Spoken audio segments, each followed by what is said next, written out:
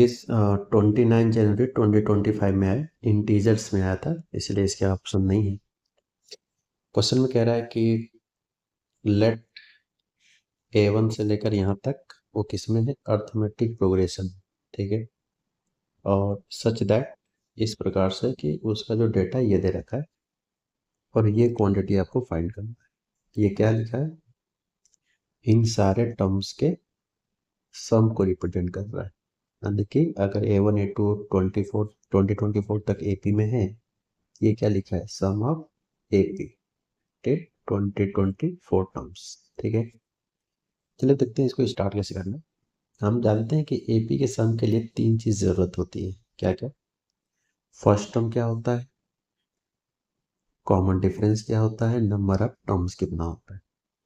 हालांकि number of terms आपको पता है कि टोटल 2024 तक का सम करना है।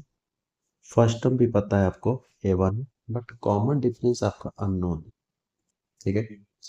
इस सवाल को कुछ स्टूडेंट इस तरह से भी किए होंगे, ठीक है, कि A निकाल लिया, D निकाल लिया, N निकाल लिया। बट इस सवाल को हम कुछ और तरीके से कर सकते हैं। क्या तरीका है, AP में कॉन्सेप्ट होता है कि अगर वो टर्म्स AP के हैं तो हमने पढ़ा है sum of equidistance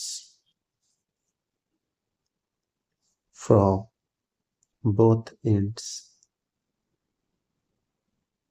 will be same. ये सिर्फ और सिर्फ AP में ही होता है, ध्यान रखें। क्या मतलब इस लाइन का, इक्वल डिस्टेंस का मतलब है स्टार्टिंग का फर्स्ट टर्म और इसका लास्ट, ये बराबर होगा लेफ्ट से सेकंड तो राइट से सेकंड।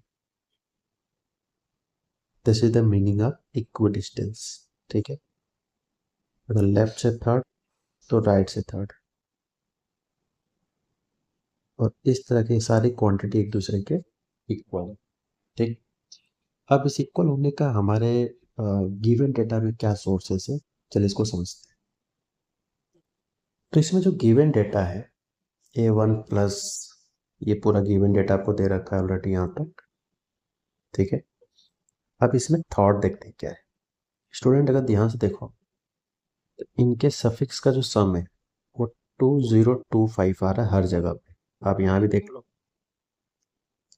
2025 आ रहा है, यहाँ भी देख लो 2025 आ रहा है। इसका मतलब है कि इक्वी डिस्टेंस से, लेफ्ट और राइट से इक्वी डिस्टेंस से जब सम करें तो उनके सफिक्स का सम 2025 आना चाहिए, ठीक है। अगर ऐसे स्टेटमेंट आ रहा है तो इसका मतलब है कि ये दोनों का सम करने पे ये हमेशा इक्वल के बराबर होगा, ये सब इक्वल होगा एक दूसरे के, ठीक। कब इक्वल होंगे, जब ये सम 2025 आएगा, लाइक दिस, ठीक है। चलिए स्टार्ट करें। अब क्या करना है, इससे आपको इसमें खोजने हैं कि कौन सा ऐसा टर्म्स चूज करें जिसके सफिक्स का सम 2025 आए। तो मेरे को यहाँ पे मिलना स्टार्ट हो चुका है, तो वो है 2024 और A1, यानी कि ये दोनों को इकट्ठा कर लेते हैं क्योंकि इनका सफिक्स का सम A1 और A2024 करेंगे तो 2025 आएगा, ठीक है। सिमिलरली A5 और इसको ऐड करेंगे तो भी आएगा। क्वेश्चन इसमें ये जनरलाइज होता है कि यार इस तरह से कब तक पेयर बनाएंगे। तो सब कुछ सोचने से पहले हमें ये सोचना चाहिए कि इस क्वेश्चंस में नंबर ऑफ टर्म्स कितना है, ठीक है, यहाँ से लेकर यहाँ तक। तो आप देख सकते हो नॉर्मल सी बात है कि सफिक्स जो है वो इस तरह के 5 10 15 लाइक दैट 20 20। तो मान लेते हैं ये AP में, मान क्या लेना है, AP में है ही फिलहाल। सफिक्स बोल रहा हूँ, ध्यान रहे टर्म्स नहीं बोल, सफिक्स के सफिक्स हम ये जज कर रहे हैं कितने नंबर ऑफ टर्म्स बनेंगे।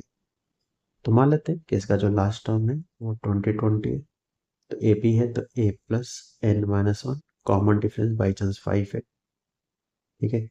यहाँ से जो N की वैल्यू आता है वो आ जाएगा 404, ठीक स्टूडेंट, चाहो तो आप करके देख लो, 404 आए। यानी कि इसके अंदर जो नंबर ऑफ टर्म्स है दिस, वो 404 टर्म्स है। लेकिन जब हम पेयर बना रहे हैं, इस तरह जब पेयर बनाएंगे A10 प्लस A20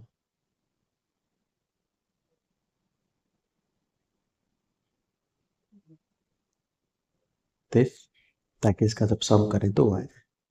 फिर A15 यानी लेफ्ट से 15, और इसमें से जस्ट 5 पहले जब आए होंगे तो 2020 आया होगा। 15 है ना, तो 2010 आ जाएगा, ताकि सम करने पे जो है 25 हो जाए। इस तरह से बात आती है कितने पेयर बने होंगे। इसका जो लास्ट टर्म का पेयर बनेगा वो बनेगा 1010, और इसमें ऐड कर देते हैं, सोचते हैं कि 2025 आ जाए, तो हो जाएगा 1015।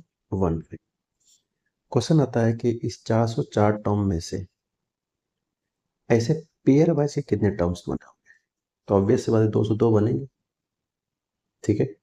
यानी जितने भी मैंने ग्रीन कलर से लिख रखा है इसको 202 टर्म्स है, और क्योंकि सफिक्स का सम 2025 है तो ये क्वांटिटी भी किसके बराबर होगा, A1 प्लस A 2024। ये भी किसके इक्वल होगा, A1 plus A 2024। Everything is equal to A1 plus A 2024, and this much equal to think कितना दे रखा है, 2233, सॉरी 33, और ये इक्वल टू हो जाएगा 2233। और इसमें एक टर्म पहले से है, कौन सा वाला, ये वाला, ये आ जाएगा A1 प्लस A 2024, ठीक है। तो इस, ये पेयर वाइज कितने टर्म्स, ये टोटल टर्म बनेंगे। टोटल टर्म मत समझ रहे हो, पेयर वाइज काउंटिंग बता रहा हूँ, ये 202 टर्म्स बनेंगे। पेयर वाइज का बात कर लो, मतलब this is single term, this is one term, करते करते करते एक टोटल जो केसेस बनेंगे वो 202 टर्म्स। क्यों बनेंगे 202, क्योंकि 404 तो सारे थे ना, 5 से 2020 तक 404 टर्म थे, लेकिन दो पेयर मिलाकर एक काउंट किया गया है, तो इसका मतलब 404 का आधा हो जाएगा, दैट इज 202। और एक टर्म पहले से दे रखा है, एक्स्ट्रा यहाँ है, तो टोटल टर्म जो हो जाएगा 203, 11 plus 82024, and this is equal to basically 2233, ठीक है। यहाँ से स्टूडेंट आ जाएगा A1 plus 82024 is equal to 2233 divide by 20, cancel कर देने के बाद ये 11 आ जाएगा, ठीक है।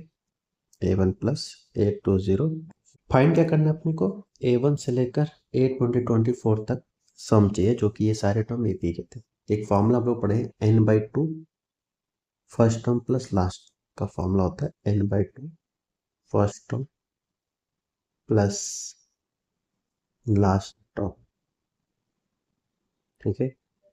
तो n की जगह पे क्या हो जाएगा, 2024/2, फर्स्ट टर्म क्या है A1, लास्ट टर्म क्या है 2024, दिया जाएगा आपका 1012, एंड दिस इज 11, मल्टीप्लाई कर लेते हैं, मल्टीप्लाई करने के बाद 1113 इन द फाइनल आंसर, ठीक है। इसको किस तरह से इस सवाल का फाइनल आंसर आ जाता है।